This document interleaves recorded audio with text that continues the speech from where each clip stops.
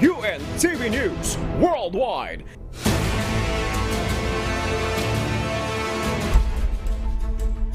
Annyeonghaseyo! Hello sa iyo, Bev. Kumusta ka na? At good morning, Kuya. Good morning sa ating mga kasangbahay. Time check po muna tayo.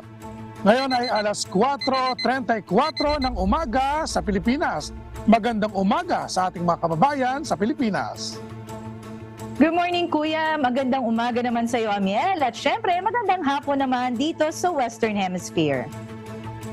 Ngayon ay araw ng Martes, October 17, 2023.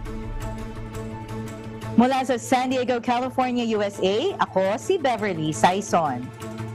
At mula naman dito sa Seoul, South Korea, ako si Amiel Pascual. Maghatid sa inyo ng mga umaatgabong balita mula sa iba't ibang panig ng mundo. UNTV News Worldwide sa ating Global Headlines. Israel Prime Minister Benjamin Netanyahu inimbitahan si US President Joe Biden na pumunta sa bansa. Singapore Red Cross magbibigay ng financial aid para sa medical team sa Israel. Deklarasyon ng border ceasefire sa Southern Gaza itinanggi ng Israel. Russia at Vietnam palalakasin ang ugnayan sa iba't ibang sangay ng pamahalaan. 40 tao patay sa paglubog ng bangka sa Democratic Republic of Congo. 150 Filipino community leaders lumahok sa Leadership Summit 2023.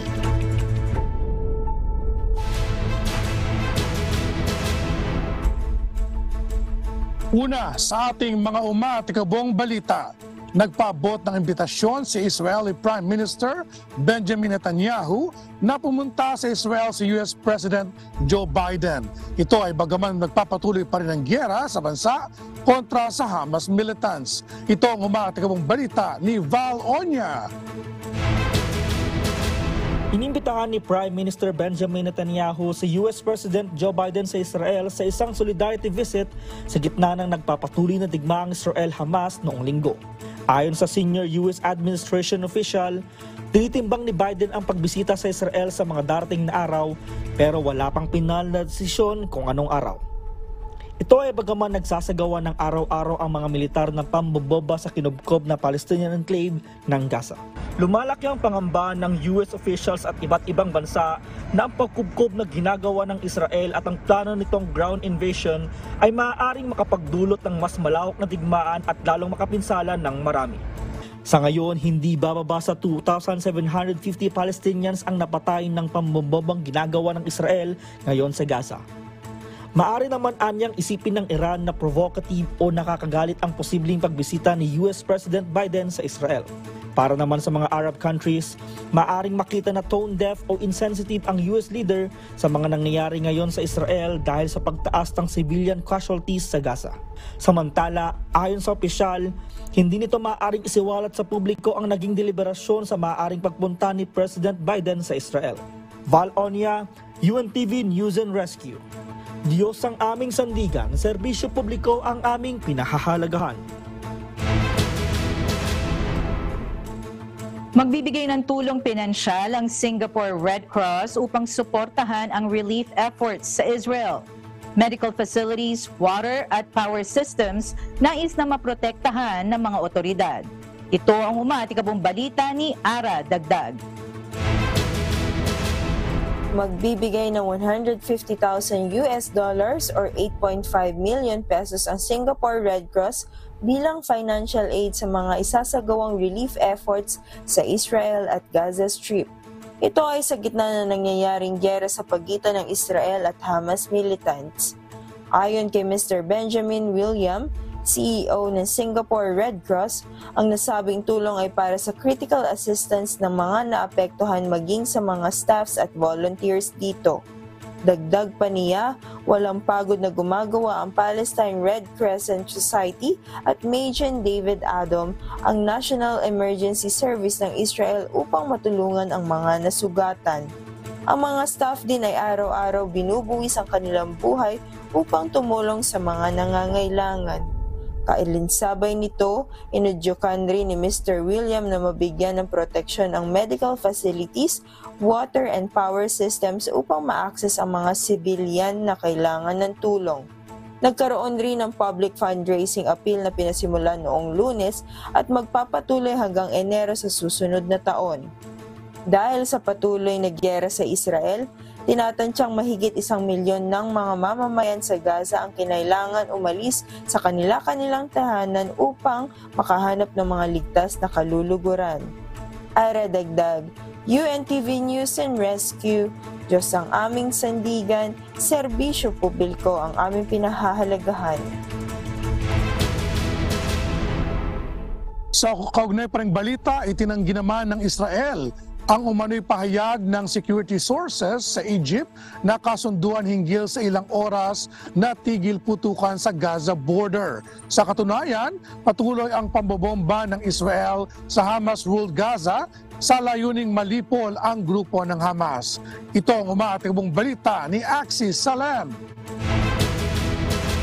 Tahasang itinanggi ng Israel kahapon, October 16, ang pagkakaroon ng deklarasyon ng ceasefire sa Southern Gaza upang pahintulutan ang mga dayuhan na makalikas sa kinubkob na Palestinian territory at makapagpasok ng tulong mula sa ilang bansa. Taliwas ito sa ginawang pahayag ng umano'y 2 Egyptian security sources na pumayag ang Israel na ilang oras itong ititigil sa pambobomba sa Southern Gaza upang muling buksan ang Rafah Crossing. Ang Rafah Crossing ay ang border ng Gaza sa Egypt. Hindi bababa sa 2,750 na tao ang napatay sa mga pag-atake ng Israeli, kung saan 25% ng kabuuang bilang nito ay mga bata, habang halos nasa 10,000 ang nasugatan at nasa 1,000 naman ang pinaniniwalaang nawawala at natabunan ng mga guho ayon sa otoridad sa Gaza. Nananawagan naman ng Estados Unidos sa mga mamamayan nito na nasa Gaza na lumapit sa crossing upang makalikas. Samantala, hindi pa rin malinaw kung kailan magkakaroon ng kasunduan ng ceasefire upang maihatid ang daan-daang tonelada ng tulong na mula sa ilang mga bansa na kasalukuyang naiipit sa Egypt. Axis Salem, UNTV News and Rescue. Diyos ang aming sandigan, serbisyo publiko ang aming pinahahalagahan. Nananawagan ng Canada sa pagkakaroon ng humanitarian corridors para sa mga sibilyang naipit sa Gaza. Ilang Canadian Member of Parliament nagpahayag ng buong suporta. Mula sa New Brunswick, Canada, may umatikabong balita si Charles Corpus. Live!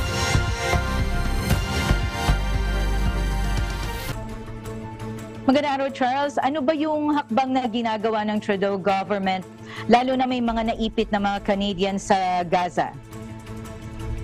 Yes, Beverly, hinimok ng pamahalaan ng Canada sa pangunguna ni Prime Minister Justin Trudeau at ni Foreign Minister Melanie Joly ang mga bansa sa rehiyon na magkaroon ng kasunduan upang magkaroon ng humanitarian corridors para sa mga sibilyang naipit sa giyera sa Gaza o tuluyan ng wakasan ng giyera. Hiniling ng mga ito sa bansang Israel na payagang makapasok ang mga supply ng pagkain, tubig at gasolina sa lugar. Binigyan din rin ni Trudeau na mahalagang igalang ang karapatan ng mga mamamahayag at mga manggagamot. Una nang hiniling ng United Nations o UN na magkaroon ng humanitarian corridor sa Gaza upang matulungan ang mga sibilyan na naipit sa kaguluhan. Sa kasalukuyan, nasa halos 300 Canadians na napabalita ang naipit sa kaguluhan sa Gaza at patuloy na sinisikap ng gobyerno ng Canada ang ligtas na paglikas sa mga ito. Back to you, Beverly. Yes, Charles, kanina nabanggit mo, no, may 300 na naipit na Canadian sa Gaza. Pero ilan ba ang napabalitang nasawing mga Canadian doon sa giyera sa Israel? Yes, Beverly, sa ngayon nga ay may 5 na ngang nabalitaan na nasawi sa giyera sa Israel. Back to you, Beverly. Okay, maraming salamat, Charles Corpus mula sa New Brunswick, Canada. Punta naman tayo ng Vietnam. Nagpulong sa Hanoi, Vietnam ang ilang officials ng Russia at Vietnam upang paigtingin ang ugnayan ng dalawang bansa. Palalakasin ng mga ito ang partnership sa kalakalan, investment at turismo. Ito ang umatikabong balita ni Grace Aguado. Nagpulong sina Vietnam's National Assembly Chairman Vuong Dinh Nhu at Chairman of Russia's State Vyacheslav Viktorovich Volodin upang paigtingin ang partnership sa langis, gas, enerhiya at ekonomiya ng dalawang bansa. Ipinahayag ng Vietnam ang suporta nito sa Russia sa rehiyon ng Asia-Pacific at nag-alok na kumilos bilang tulay para sa pakikipagtulungan sa pagitan ng Russia at mga Asian countries. Iminungkahi nila na gawing simple ang mga pamamaraan sa pag-import para sa mga produktong pang-agrikultura at tubig ng Vietnam, pati na rin ang pag-upgrade ng Vietnam-Eurasian Economic Union Free Trade Agreement. Pinuri rin ng dalawang panig ang resulta ng Vietnam-Russia Cooperation Committee sa edukasyon, agham at teknolohiya. Ipinahayag ng Vietnam ang pagnanais nitong panatilihin ang mga umiiral na mekanismo para sa mga pulong sa mataas na antas at antas na pagtatrabaho. Isulong ang kooperasyon sa edukasyong bokasyonal, ipagpatuloy ang mga negosasyon sa isang kasunduan ng gobyerno para sa mga manggagawang Vietnamese sa Russia at palakasin ang turismo. Noong 2019, nasa 572,000 Russians na ang bumisita sa Vietnam at iminungkahi ng Russian State Duma leader na palawigin pa ng dalawang bansa ang palitan at travel ng kani-kanilang mga mamamayan. Grace Aguado, UNTV News and Rescue. Diyos ang aming sandigan, serbisyo publiko ang aming pinahahalagahan. Sumama na ang Russia sa China sa pagbibigay ng restriction sa fish at seafood import na galing sa Japan. Bunso dito ng ginagawang pagtatapon ng Japan ng tubig galing sa Fukushima Power Plant. Ito ang umatikabong balita ni RK Liorca. Binatikos ng China ang Japan sa pagpapakawala nito ng radioactive water sa Pacific Ocean mula sa Fukushima Nuclear Power Plant mula pa noong August. Ito ay bagaman pinauna na ng Japan na ligtas ang tubig na ito at hindi makakasira sa mga hayop sa dagat at sa ecosystem nito. Subalit, ipinatigil pa rin ng China ang pag-aangkat ng isda at seafood na mula sa Japan. Dahil dito, nagpahayag din ng Russia na lalagyan nila ng restrictions ang mga seafood product galing dito. Ayon naman sa Russian authorities, ito nila ay precautionary measure at mananatili lamang hanggang mayroon ng komprehensibong impormasyon na magsasabing ligtas ang seafood nito. Para naman sa Ministry of Agriculture, Forestry at Fisheries ng Japan, ang pagbabawal ng importation ng seafood sa Russia na walang scientific basis ay unjust at regrettable. Isa ang Japan sa pinakamalaking seafood export market ng Russia, kung saan mula January hanggang September nakapag-angkat ang Russia ng 118 metric tons ng isda at seafood mula sa bansa.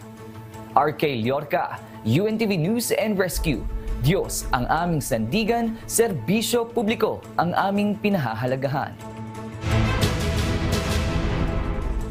Nasawi ang nasa mahigit 40 sakay ng isang pampasaherong bangka habang 189 naman ang nakaligtas. Ito ay matapos lumubog ang isang pampasaherong bangka sa Democratic Republic of Congo. Ito ang umatikabong balita ni Lynette Bahe. Umabot na sa mahigit 4 na buwan na recover na katawan mula sa pampasaherong bangka na tumaob sa ilog sa Democratic Republic of Congo noong nakaraang linggo, habang nakaligtas naman ang 189 na pasahero nito. Ayon sa grupong tumutulong sa rescue at recovery kaugnay ng trahedya sa paglubog ng bangka, overloaded umano ang bangka na may sakay na 300 pasahero at mga cargo. Batay naman sa pahayag ng isa sa mga nakaligtas mula sa lungsod ng Bandaka, naglayag ang bangka patungo sa Bolomba sa Northwestern Equator Province kung saan nawalan ito ng balanse dahil sa mga nagsisiksikan sakay na pasahero. Habang sinisikap aniya ng crew na muling ibalanse ang bangka, tumaob ito bago tuluyan lumubog, dagdag pa ng survivor. Madalas ang boat accident sa bansa dahil sa overloading, kakulangan pagdating sa maintenance ng bangka at paglalakbay sa gabi.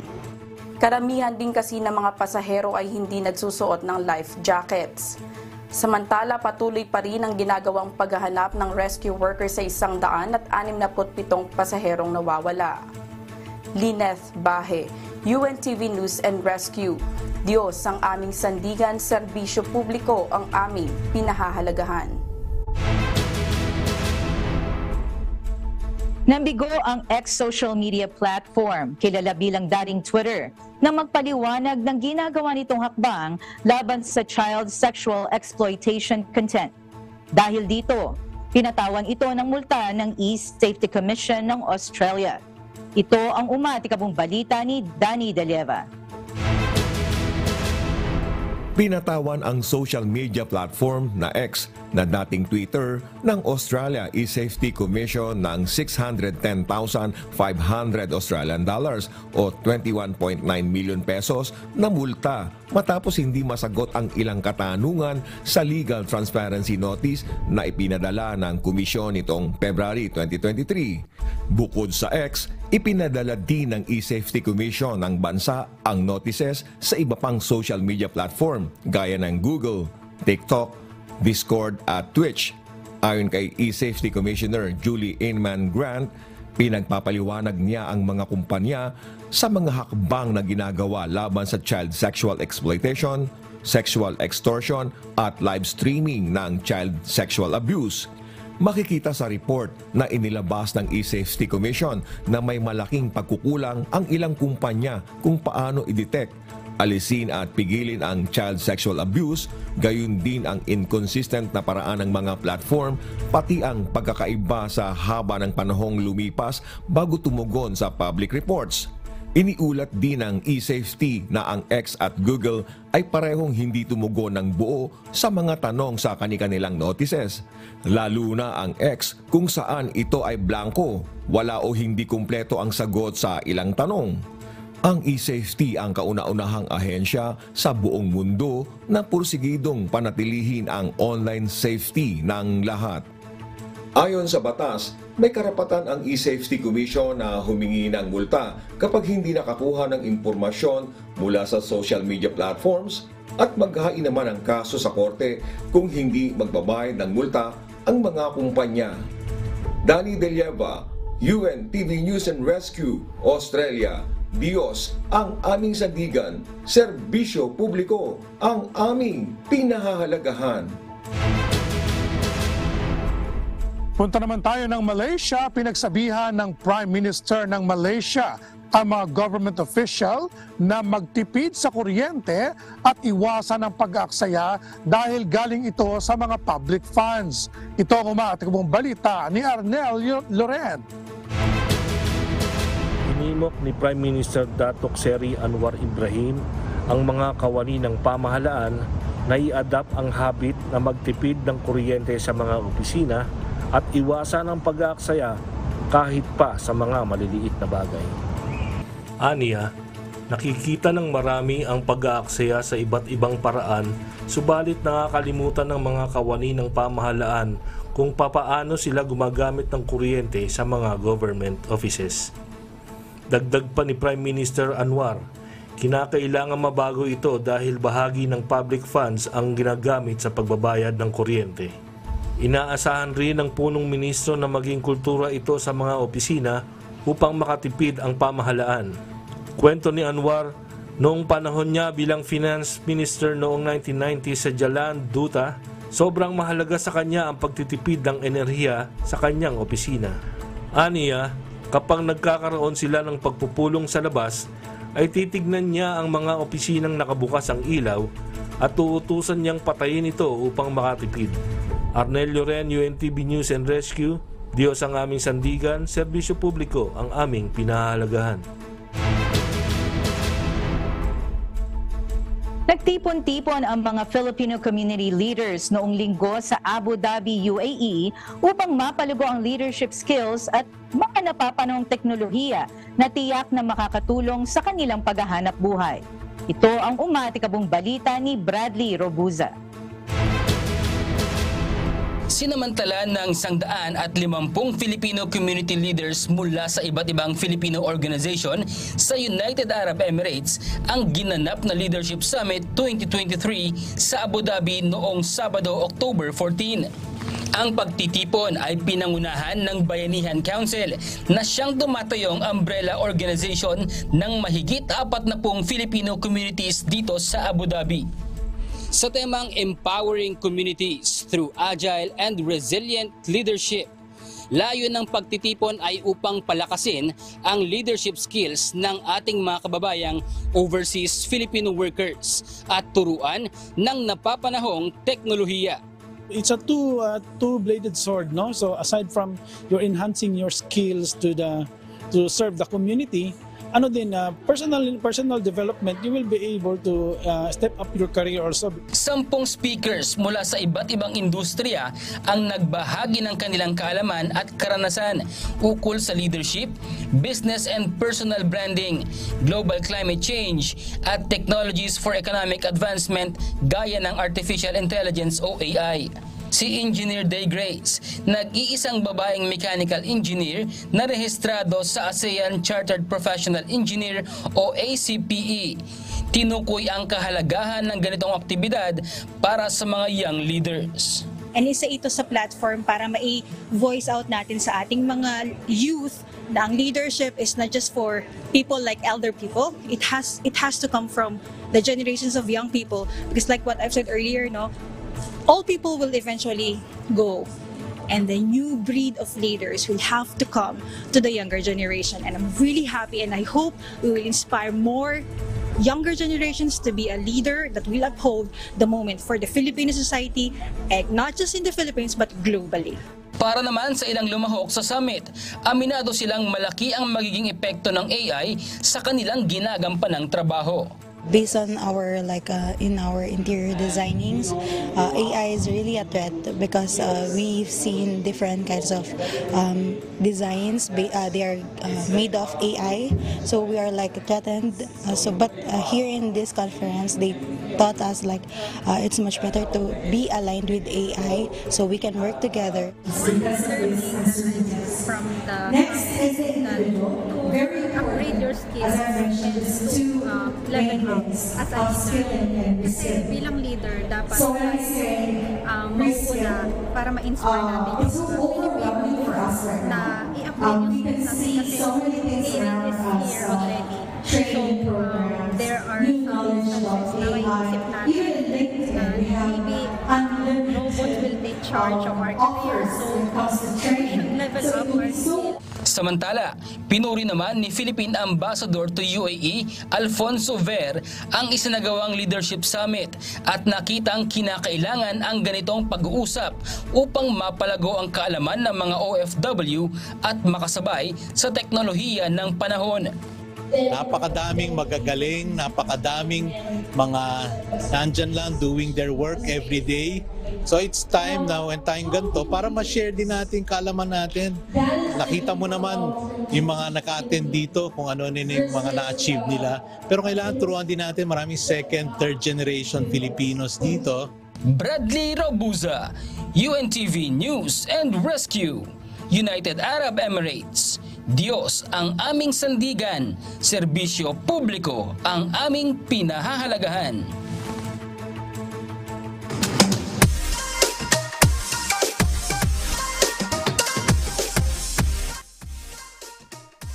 Alam mo, Amiel, totoo yun nabanggit ng ating mga kababayan na talagang nagte-take over na unti-unti ang AI sa iba't ibang field. Meron nga dito nagwewelga dahil gusto nila i-regulate yung AI sa script writing, sa mga stories, dahil ang dali-dali ngayon makasulat ng mga script tsaka ng mga stories. Gagamit ka lang, pupunta ka lang sa website at sasabihin mo lang, ito yung plot. Eto na, yan, lalabas na within seconds, Ikaw ba, Amiel, gumagamit ka rin ba ng AI?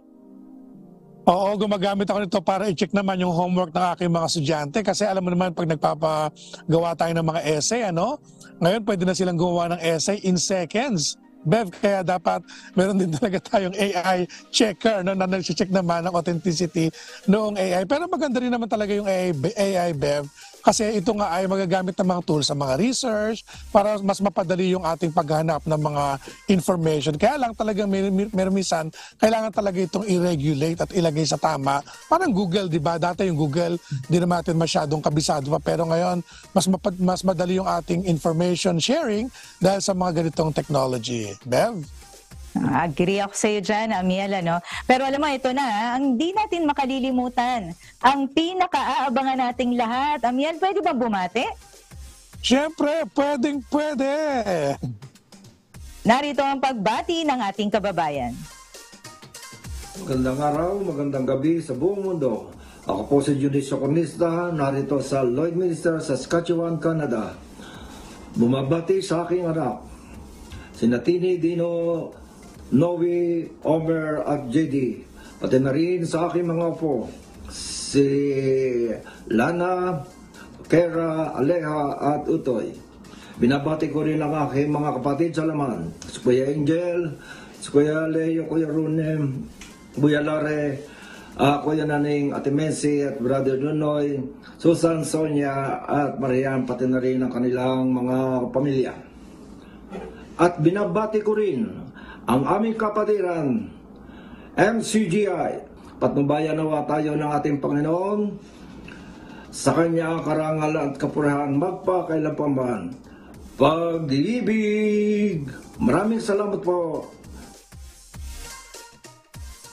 Yan, syempre, Beb, ako rin ay nakikibati. Una, binabatik yung aking nanay na nagdiriwang ng kanyang karawan sa October 22. Happy birthday, Nay! At syempre, sa ating mga kapatid din ng mga Sabbath celebrants dito sa South Korea, especially kay Sis Alma, yung ating katulong na secretary. At syempre, sa ating mga masugid na taga-subaybay sa YouTube at Facebook Live kay Nana Elena na walang sawa nagpapadala palagi ng kanyang mensahe pag hindi ako nakakapag-live. Hello po, Nana Elena. At ganoon din po kay Ma'am Vivian Moneda sa kanyang walang sawa rin pagbati sa atin sa tuwing tayo ay nagganitong live, Bev. Ikaw naman. Oh, Amiel, alam mo, last week hindi ako nakabati kay Kuya Daniel, ano? Pero syempre hindi ko palalagpasin. Late man daw. Belated happy birthday, Kuya Daniel. Ingatan naman po kayong palagi ng Diyos. At binabati ko rin ng happy 32nd Sabbath anniversary si Brading Velasco. Shoutout naman kay Jose Wesley Razon ng San Lorenzo, Nueva Ecija. Pagbati naman yan mula kay Shari Maniego. At happy viewing din syempre kay Sis Yang, Sis Marie at kay Mami Let Malyari. Ganon din kay Arnel and Charlotte Ramos, mga taga-Kalye Guapo ng San Diego lokal. At syempre hindi natin makalilimutan yung mga Fiesta ng Diyos participants mula sa lokal ng San Diego. At ganon din yung ating mga masugid na manonood. Amiel? Yes, Bev, tawagin na natin si Amigo Sherwin at ating alamin ang ating mga abangang humahataw na balita dyan sa Pilipinas. Good morning sa iyo dyan, amigo. Yes, good morning, Amiel at Bebs. Parang ang tagal nating hindi nagkita, no? Kaya napansin ko si Bebs medyo nag-slim, ha? Tapos si Amiel parang mas mukhang chubby na ako kaysa sa'yo. Oo, parang ganun eh. Kasi ganun yata talaga pagka matagal na hindi nagkikita. Ayan. Ano bang masasabi mo doon, Amiel? Oo nga, medyo close-up lang ng konti yung screen mo. Nagkasakit kasi ako nung ilang mga linggo, amigo, kaya medyo hindi rin tayo nakasala. Pero awa ng Diyos, medyo okay na tayo. Oo, medyo malapit lang siguro nga. Anyway, marami tayong mga humahataw na balita ngayong umaga. Isa na dyan, meron tayong good news dahil merong bawas sa presyo ng diesel na ipatutupad ngayong umaga. Baka yung ating mga kasamang motorista na kagaya ko, talagang inaantay ko yung mga ganitong tiyempo na may bawas presyo para at least medyo maka-menos-menos tayo. Kaya lang, merong konting dagdag naman sa presyo ng gasolina. Kaya yan, gusto natin ipagbigay alam kaagad sa ating mga motorista para ngayong araw. At isa pa, syempre, hindi nawawala dyan yung balita natin patungkol dito sa nalalapit nga na eleksyon ng barangay at sangguniang kabataan dahil magsisimula na ngayong darating na Huwebes ang start ng campaign period para sa October 30. Kaya medyo binabantayan din natin yan dahil merong mga may mga masasamang loob, merong mga umaatras na mga tumatakbong kandidato. Siyempre, merong nasa likod noon kung bakit. Kaya ilan lang yan sa mga patikim natin na abangan ng ating mga kababayan na Miel. Oh, amigo, ikaw ba, wala ka ba planong tumakbong barangay, ano? Kasi alam mo dito sa Korea, tahimik yung mga kampanya dito, hindi kagaya sa atin na amigo na maingay talaga, matagal pa, pero talagang maingay na yung pangangampanya. Dito tahimik sila, at mabilis lang yung kanilang proseso ng pagboto. Hindi kagaya dyan sa atin, may mga nababalitaan nga tayo ng medyo mga hindi magandang balita at talagang hindi nagpapaganda ng imahe natin sa Pilipinas. Ikaw ba, Beb, pag nauwi ka ba, baka gusto mong tumakbong kagawad. Hindi ko ano yan, hindi ko linya yan, teacher lang. At alam mo, no, tama ka Jamiel, amigo, no. Nung araw, naalala ko, hindi ganyan kumbaga ka controversial yung pagtakbo ng mga kabataan sa sa public service no, pero ngayon makikita mo at mababalitaan mo para na rin yung sa mga senators, sa mga mayors, ganoon na rin yung yung mga controversies na nababalitaan natin pagdating sa mga public service na mga tumatakbo sa public service ng mga kabataan naobserbahan mo rin ba yan, amigo? Oo, observe ko yan. Kaya nga ang tanong dyan, ano ba talaga ang dahilan ng pagtakbo? Para ba maglingkod sa bayan o kumita mula sa kaban ng bayan?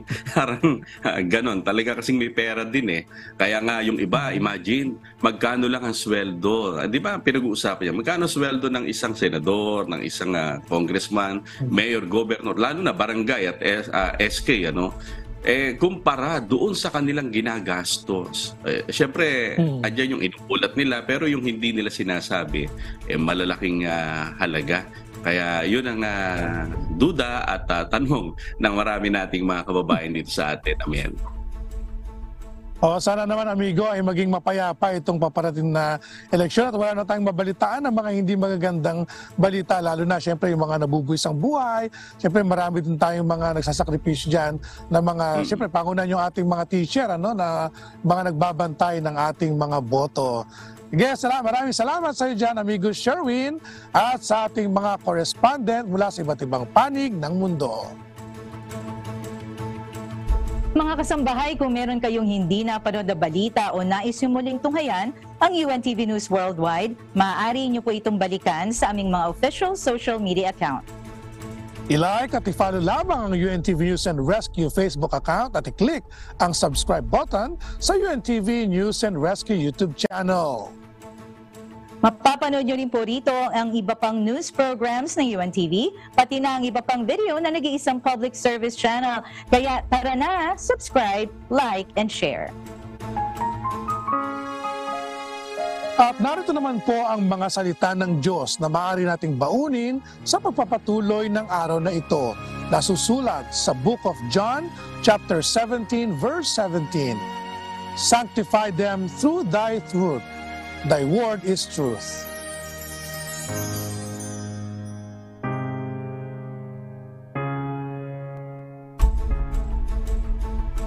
At yan po ang mga umatikabong balita sa iba't ibang panig ng mundo ngayong umaga ng Martes, October 17, 2023. Susunod na ang programang Hataw Balita Pilipinas sa UNTV at sa UNTV Radio La Verdad 1350. Mula rito sa birthplace ng California, walang iba kundi San Diego, California, USA, ako si Beverly Saison. Sa ngalan ng lahat ng bumubuo ng UNTV News and Rescue at ng UNTV Radio La Verdad 1350 mula naman dito sa Seoul, South Korea, ako si Amiel Pascual. Dito sa UNTV at sa UNTV Radio La Verdad 1350, Diyos ang ating sandigan, serbisyo publiko ang aming pinahalagahan. Kamsahamnida, maraming salamat po sa Diyos.